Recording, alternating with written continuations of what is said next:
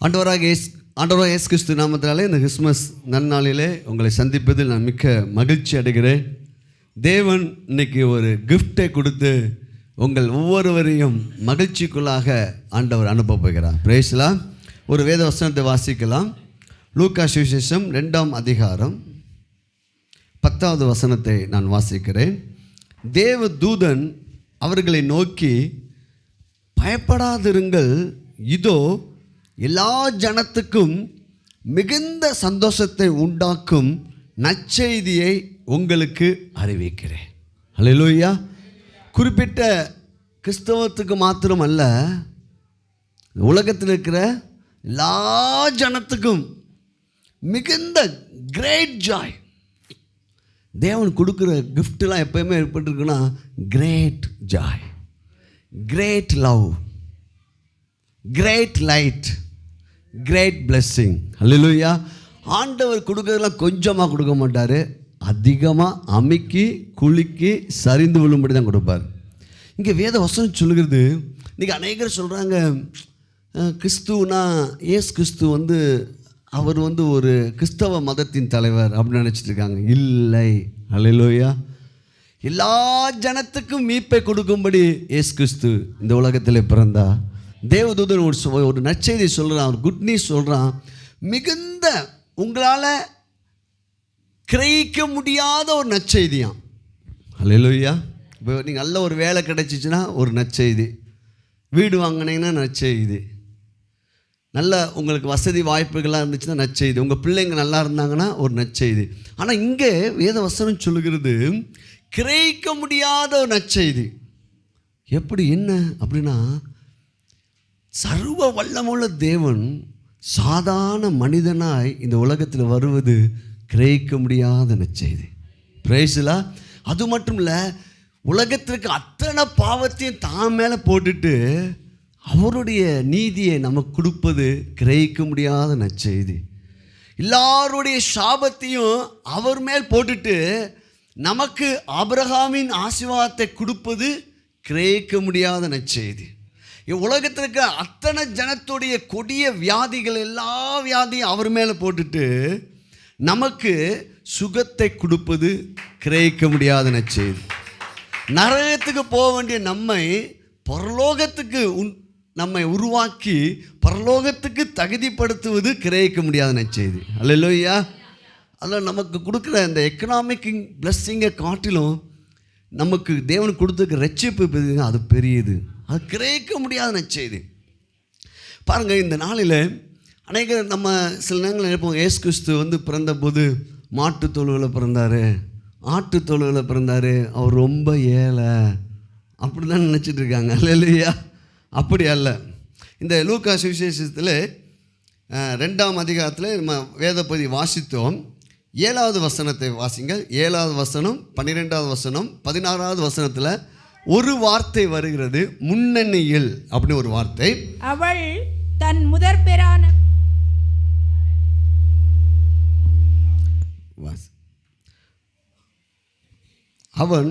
அவள் தன் முதற்பேறான குமாரனை பெற்று சத்திரத்திலே அவர்களுக்கு இடமில்லாதிருந்தபடியினால் பிள்ளையை துணிகளில் சுற்றி முன்னணியிலே கிடத்தினாள். முன்னணியில் கிடத்தினார்கள். முன்னணியில். அதான் நீங்கள் பாருங்கள், இந்த கிறிஸ்மஸ் இந்த இதெல்லாம் பண்ணும்போது ஒரு சின்ன பிள்ளை குட்டி இயேசு போல் உருவாக்கி அது ஒரு சின்ன ஒரு பாக்ஸ் மாதிரி வைப்பாங்க. அது முன்னணி. இங்கே அந்த வார்த்தை 3 தடவை வருகிறது. 12வது வசனத்தில் பார்த்தீங்களா, பிள்ளையை துணிகளில் சுற்றி முன்னணியிலே கிடத்தியிருக்க காண்பீர்கள், இதுவே உங்களுக்கு அடையாளம் என்றான். 16வது வசனம், தீவிரமாய் வந்து மரியாளையும் யோசேப்பையும் முன்னணியிலே கிடத்தி இருக்கிற பிள்ளையையும் கண்டார்கள். பாருங்கள், இயேசு கிறிஸ்து ஒரு சாதாரண வம்சத்தில் பிறக்கவில்லை, அவர் தாவீதின் வம்சத்தில் பிறந்தார், ஆபிரகாமின் வம்சத்தில் பிறந்தார் என்று மத்தேயு சுவிசேஷம் ஆரம்பிக்கிறது. தாவீதின் வம்சம் என்ன வம்சம்னா ராஜ வம்சம். அந்த ராஜ வம்சத்தில் தான் யோசேப்பு வருகிறார். அவர் ஏதோ ஒரு சாதாரணமான வீட்டில் பிறந்துட்டார், இயேசு ரொம்ப ஏழை அப்படி அல்ல. பிரேஸ்லா. வானத்தையும் பூமியும் படைத்தவர் ஏழையாக மாற முடியாது. வெள்ளிக்கும் பொண்ணுக்கும் அவர் தான் சொந்தக்காரர். பாருங்கள், இப்போ இயேசு கிறிஸ்து பிறக்கும் போது என்ன நடந்துச்சுன்னா, உலகம் முழுவதும் ரோமர்களுடைய ஆட்சிக்குள்ள அந்த காலகட்டத்தில் இயேசு கிறிஸ்து பிறக்கிறாரு. அப்போது அங்கே ஒரு காரியம் நடக்குது, குடிமதிப்பு எழுதப்படுது. நமக்கு பாருங்க இன்றைக்கி 2000 ஆண்டு ஆயிடுச்சு. நம்ம இன்றைக்கி ரேஷன் கார்டு வச்சுருக்கிறோம் இல்லைங்களா? அதுபோல் அவங்கவுங்க ஊருக்கு போயிடணும்.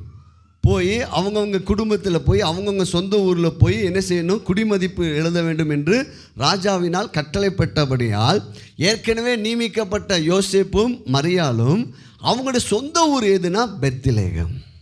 ஆனால் ஏற்கனவே வேத வசனம் சொல்லுது பெத்லகேமில் தான் இயேசு என்ன செய்ய வேண்டும், பிறக்க வேண்டும்.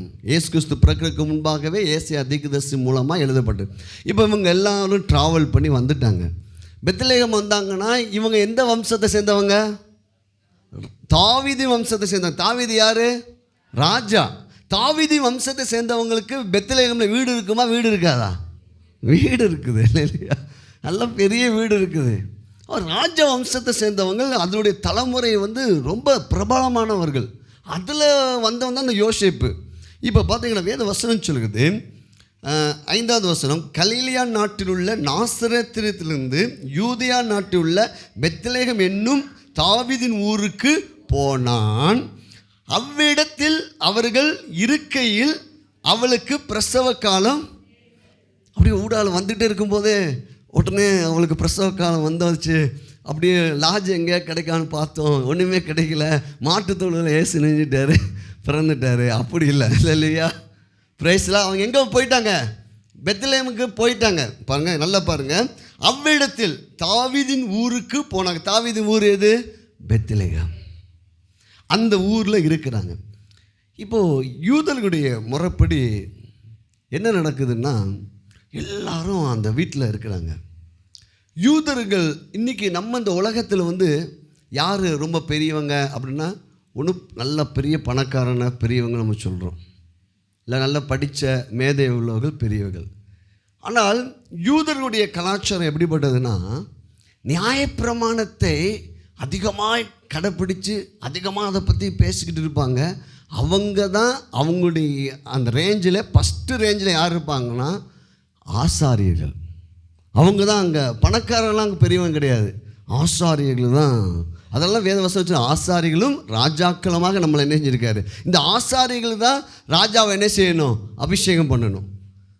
இப்போது ஃபஸ்ட்டு ரேங்கில் இருக்கிறவங்க ஆசாரிகள், அடுத்தது வேதப்பாரர்கள், 3வது பரிசேயர்கள், 4வது சதிசேயர்கள். இப்படியே லிஸ்ட்டு வந்து வந்து வந்து வந்து வந்து கடைசி எல்லாராலும் அருவருக்கப்பட்டு ஒதுக்கப்பட்ட ஒரு குரூப் இருக்குது. அவர்கள் தான் மேய்ப்பர்கள்.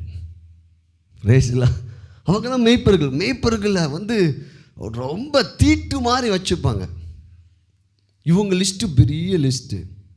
ஆனால் இந்த மேய்ப்பர்கள் எப்போவும் காட்டிலேயே இருந்து ஆடுகளை மேய்ச்சிக்கிட்டே இருப்பாங்க. ஆனால் இந்த மேய்ப்பர்கள் இந்த யூதர்களுக்கு 2 உதவி செய்கிறார்கள்.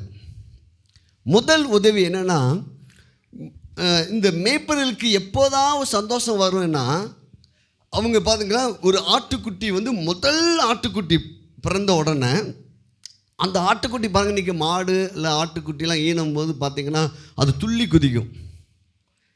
அதாவது தேவனுக்கு ஏற்ற பலி எது என்றால், எபிரேயர் 9ஆம் அதிகாரம் 14வது வசனத்தை வாசிப்போம். எபிரேயர் 9வது அதிகாரம் 14. நித்திய ஆவியினாலே தம்மை தாமே பழுதற்ற பலியாக, அல்லேலூயா. இப்போ உலகத்தின் பாவத்தை சுமந்து தீர்க்கிற தேவ ஆட்டுக்குட்டி இந்த உலகத்துக்கு என்ன செய்யணும், வர வேண்டும். அவர் பரிசுத்தமானவர். இந்த உலகத்திலே பரிசுத்தமானவர் யாருன்னா, மனிதனாக வந்தவரில் இயேசு ஒருவர் தான். அல்லேலூயா. நாம் எல்லோரும் பாவம் செய்து ஏகமாய் கெட்டு போகணும். அவர் பழுதற்ற பரிசுத்த ஆடாக இந்த உலகத்தில் பிறக்கணும். இப்போ யூதர்களுடைய முறைமைப்படி ஆராதனைக்கு ஒரு ஆடையோ இல்லை மற்ற காரியங்களையோ அவங்க பலி செலுத்துக்கும் போது அது பழுதற்றதாக இருக்கணும். கண் நல்லா இருக்கணும், கால் நல்லா இருக்கணும், உடம்பில் எந்த ஒரு இதுவும் இருக்கக்கூடாது, பெஸ்ட்டாக இருக்கணும். பிரைஸ்லாம். அதனால தான் நம்ம காணிக்கையை செலுத்தும் போது ஆபேல் பெஸ்ட்டாக கொண்டு வந்து கொடுக்குறான். அல்லேலூயா. நீங்கள் அதெல்லாம் தேவன் ரொம்ப நம்மளை கவனிப்பார். நம்ம ஆட்டுக்கு நோட்டை அப்படி தூக்கி போட்டுட்டு அப்படி போகக்கூடாது. எதை தேவனுக்கு கொடுத்தாலும் பெஸ்ட்டாக தரணும். இப்போது இந்த மேய்ப்பர்களுடைய மிகப்பெரிய யூதர்களுடைய முதல் உதவி அவங்க என்ன செய்வாங்கன்னா, ஒரு ஆடு முதல் தடவை அந்த ஆடு வந்து குட்டி போட போகுதுன்னா ரொம்ப கவனமாக இருப்பாங்க. அந்த ஆட்டுக்குட்டி குட்டி போட்ட உடனே ஒருவேளை அந்த ஆட்டுக்குட்டி குட்டி போட்டு துள்ளிடுச்சுன்னா, கை கால் எங்கேயா டேமேஜ் ஆயிடுச்சுன்னா அது பழுதட்ட ஆடாக மாறிடும். உடனே என்ன செய்வாங்கன்னா, அந்த ஆட்டுக்குட்டி போட்ட உடனே ஒரு ஒயிட் துணி, வெள்ளை துணியை கொண்டு வந்து நேராக சுற்றிடுவாங்க. இவங்க மந்தையில் வந்து ஒரு கோபுரம் மாதிரி வச்சுருப்பாங்க. அதில் வந்து கல்லாலே கட்டுவாங்க.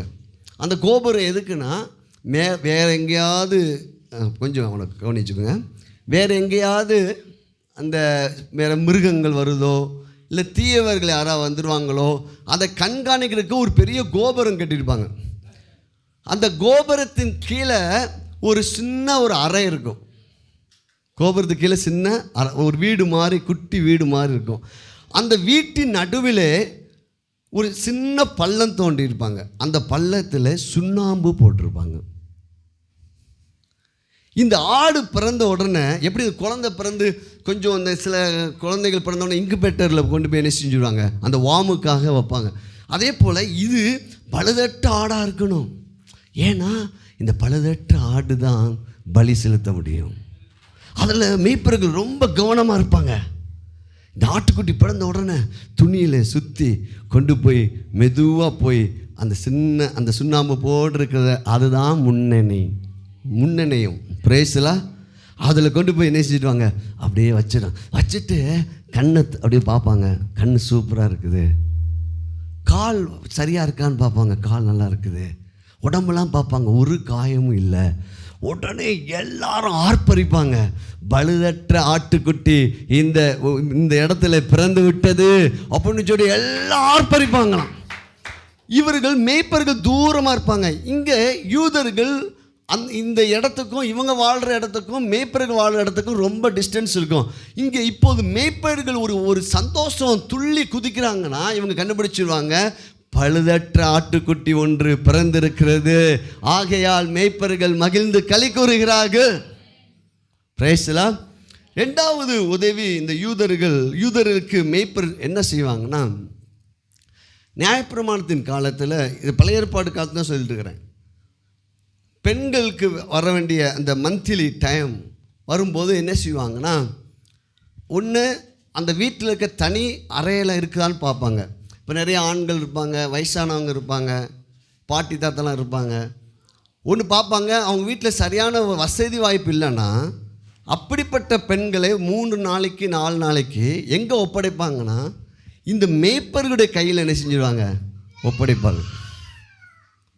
இன்றைக்கும் பார்த்திங்கன்னா சில ஐயங்கார் அவங்கெல்லாம் பார்த்திங்கன்னா அந்த டயத்தில் என்ன செஞ்சுடுவாங்க, அவங்களுக்கு ஒரு பிளேட்டு போட்டு ஒரு பாயை போட்டு உட்கார வச்சுடுவாங்க இல்லையா.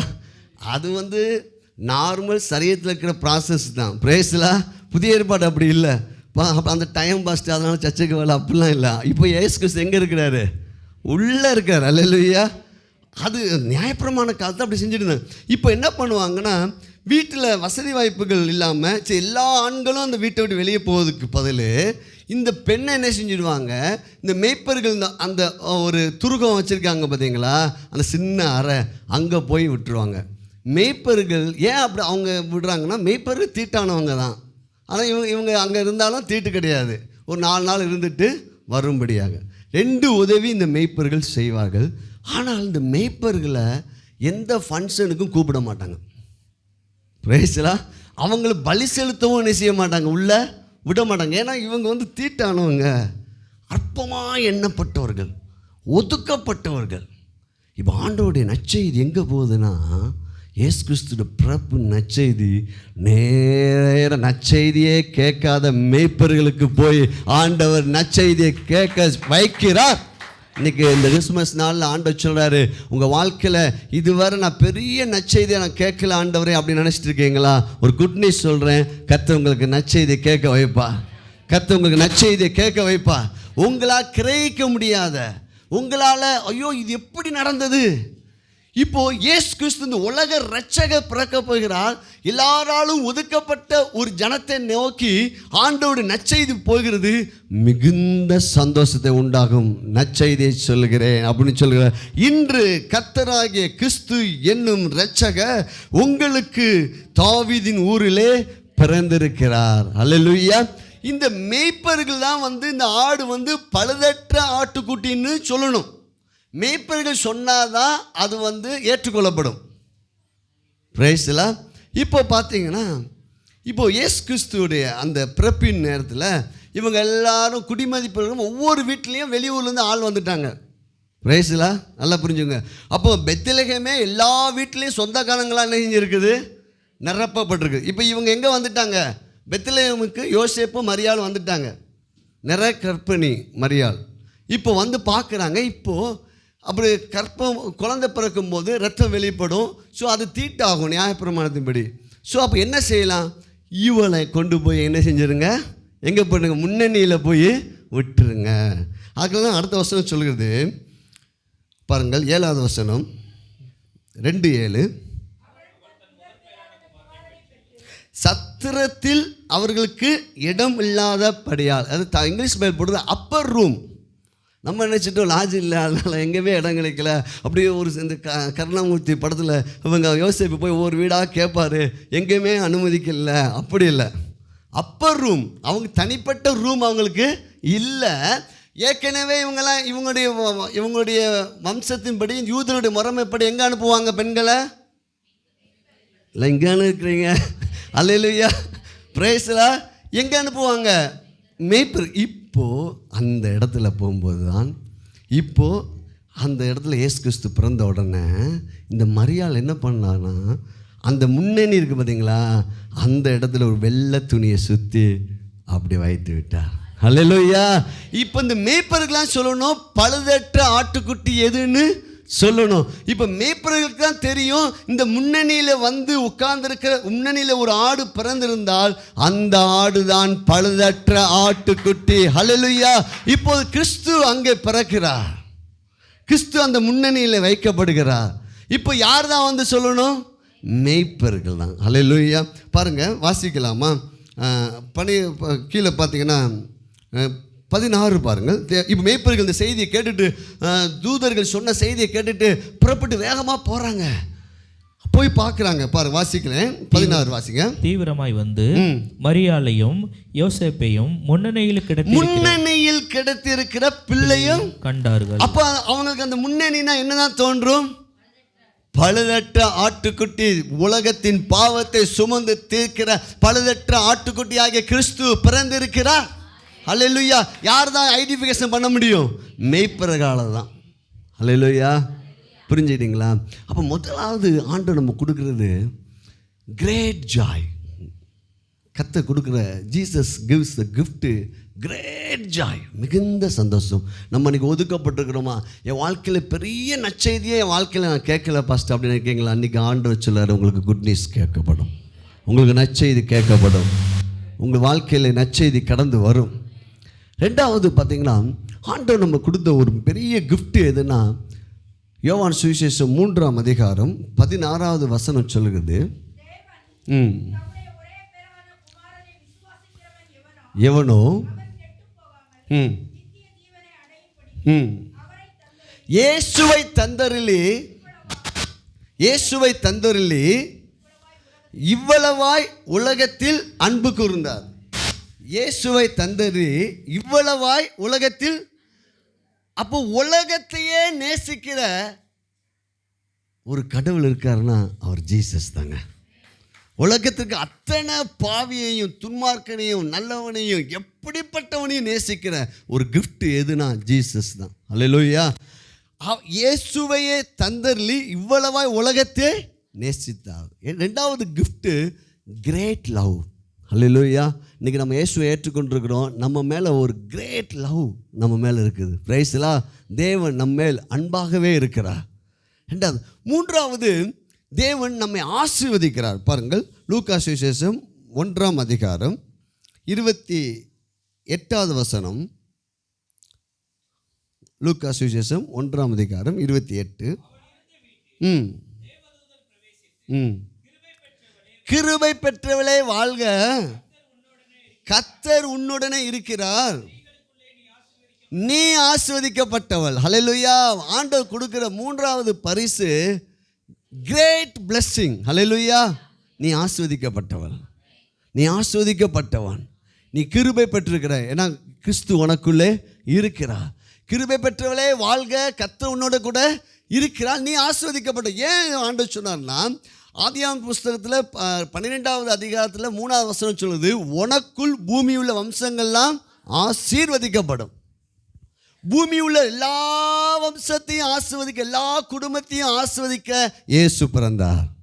இந்த பூமியில் இருக்க எல்லா ஜனத்தையும் நேசிக்க இயேசு பிறந்தார். இந்த பூமியில் இருக்கிற எல்லா ஜனங்களுக்கும் சந்தோஷத்தை கொடுக்க இயேசு பிறந்தார். எப்படி நம்மளை ஆசீர்வதிப்பார்ன்றீங்களா? நம்மளை ஆசீர்வதிக்கும் போது நாம் அவருக்காக கொடுக்கிற அளவுக்கு நம்மை ஆசீர்வதிப்பாராம். இந்த மத்தேயு சுவிசேஷம் 2ஆம் அதிகாரம், அங்கே மேய்ப்பருக்கு ஆண்டவர் வெளிப்பட்டார், மரியாளுக்கு ஆண்டவர் வெளிப்பட்டார். 3வது, அந்த அவங்களுடைய தேசத்தில் மிக பெரியதாக இருக்கிற சாஸ்திரிகள், ஞானவான்கள், பணக்காரர்கள், அவங்களுக்கும் சுவிசேஷம் போகுது. ஹல்லேலூயா. லோ கிளாஸையும் ஆண்டவர் நேசிக்கிறார், மிடில் கிளாஸையும் நேசிக்கிறார், ஹை கிளாஸையும் நேசிக்கிறார், எல்லா ஜனத்தையும் ஆண்டவர் நேசிக்கிறார். இப்போ இந்த சாஸ்திரிகள் வந்து யூதருக்கு ராஜாவாய் பிறந்தவர் எங்கே என்று போய் கேட்டுட்டு அப்படியே வராங்க. அவங்கள ஒரு நட்சத்திரம் என்ன செய்கிறது, நடத்தி கொண்டு வருகிறது. 10வது வசனம், மத்தேயு 2:10, கண்டபோது மிகுந்த ஆனந்த சந்தோஷம் அடைந்தார். ஹல்லேலூயா. அவர் என்ன சில மொழிபெயர்ப்பு போட்டிருக்கு, கூச்சலிட்டாங்களாம் சந்தோஷத்தில். ஹல்லேலூயா. கர்த்தர் உங்கள் வாழ்க்கையில் அப்படிப்பட்ட ஒரு மிகுந்த சந்தோஷத்தை தரப்போகிறார், மிகுந்த மகிழ்ச்சியை தரப்போகிறார். அவங்களுக்கு ஒரே ஆச்சரியம், இந்த நட்சத்திரம் போய் கரெக்டாக இயேசு இருக்கிற இடத்துல போய் நிற்கிது. பிரைஸ்லா. ஹல்லேலூயா. பாருங்கள், அப்போ அவங்க என்ன செய்கிறாங்க பாருங்கள். 11, அவர்கள் அந்த வீட்டுக்குள் பிரவேசித்து பிள்ளையையும் அதன் தாயாகிய மரியாளையும் கண்டு சாஷ்டாங்கமாய் விழுந்து அதை பணிந்து கொண்டு தங்கள் பொக்கிஷங்களை திறந்து பொன்னையும் தூபவர்க்கத்தையும் வெள்ளை போலத்தையும் அதற்கு காணிக்கையாக. ஹல்லேலூயா. இந்த சாஸ்திரிகள் இயேசுவை பார்க்க வெறுமையா போல, இங்கிலீஷ் பைபிள் போட்டு பாக்ஸா எடுத்துட்டு போனாங்களாம். ஹல்லேலூயா. ஹல்லேலூயா. நீ ஆசீர்வதிக்கப்பட்டவள், கர்த்தர் உன்னோட கூட இருக்கிறார். போய் தேவ சமூகத்தில் இயேசுவுக்கு முன்பாக சாஷ்டாங்கமாக விழுந்து தாங்கிட்ட இருக்கிற பொன்னையும் தூபவர்க்கனா, அது மிகப்பெரிய விலை உயர்ந்தது, தூபவர்க்கத்தையும் வெள்ளை போலத்தையும் காணிக்கையாக கொடுக்குறாங்க. ஹல்லேலூயா. அப்போது ஆண்டவர் உங்களை மிகுந்த சந்தோஷத்துக்குள்ளாக நடத்தும்படி கிறிஸ்து உங்களுக்குள்ளே பிறந்திருக்கிறார். 2வது, அவர் உங்களை ரொம்ப ரொம்ப நேசிக்கிறார். பிரேஸ்லா. 3வது, நீங்கள் ஆஸ்வதிக்கப்பட்டவராய் மாறி கிறிஸ்துவின் ராஜ்யத்துக்காக பாக்ஸ் வேத வசனம் சொல்லுது, சபைக்கு போகும்போது வெறுங்கையோடு என்ன செய்யக்கூடாது, போகக்கூடாது. ஹல்லேலூயா. அப்போ நம்மலாம் அடுத்த ஆண்டோட வருகை தாமதமானால் அடுத்த கிறிஸ்மஸில் நான் விசுவாசிக்கிறேன், உங்களை எல்லாம் தேவன் அளவில்லாமல் ஆசீர்வதிப்பார். பிரேஸ்லா. காணிக்கை கொடுக்குறதுக்குன்னு ஒரு பாக்ஸோடு வருவீங்க. எத்தனை பேர் விசுவாசிக்கிறீங்க? ஹல்லேலூயா. அப்படி எழுந்து நிற்போமா? Glory to Jesus. Praise the Lord. ஆண்டவரே, நாங்கள் உம்மை துதிக்கிறோம். ஓ பிரேஸ்கா. இப்போ ஒரு காணிக்கை பாடல் பாடும்போது கர்த்தருக்காக நம்ம ஒரு பெஸ்ட்டாக கிஃப்டை நம்ம கொடுக்க போகிறோம், கர்த்தருக்காக கொடுக்க போகிறோம். Praise the Lord. ஹல்லேலூயா. ஆண்டவர் நமக்கு கொடுத்த மிகப்பெரிய ஒரு கிஃப்ட் எதுனா ஜாய், கிரேட் லவ். 3வது, கிரேட் பிளெஸ்ஸிங்கை நமக்கு கொடுத்துருக்கிறார். ஹல்லேலூயா. ஆண்டவரே, நாங்கள் உம்மை துதிக்கிறோம், உம்மை நாங்கள் ஸ்தோத்திரிக்கிறோம், உம்மைக்கு ஸ்தோத்திரம், உமக்கு கோடி ஸ்தோத்திரம். அப்பா, தொடர்ந்து எங்களை வழி நடத்துங்க. உம்முடைய கிஃப்டினால எங்கள் ஜனத்தை ஆசீர்வதிக்கிறோம், இயேசுவின் நாமத்தில் பிதாவே, ஆமென். முன்பாக வந்து ஒரு காணிக்கை பாடலை பாடும்போது நம் கர்த்தருக்காக நம் காணிக்கை கிஃப்டை நாம் வழங்குகிற அளவுக்கு பொன்னையும் வெள்ளை போலத்தையும் மிக உயர்ந்ததெல்லாம் கொடுக்க அளவுக்கு கர்த்தர் உங்களை ஆசீர்வதிப்பாராக.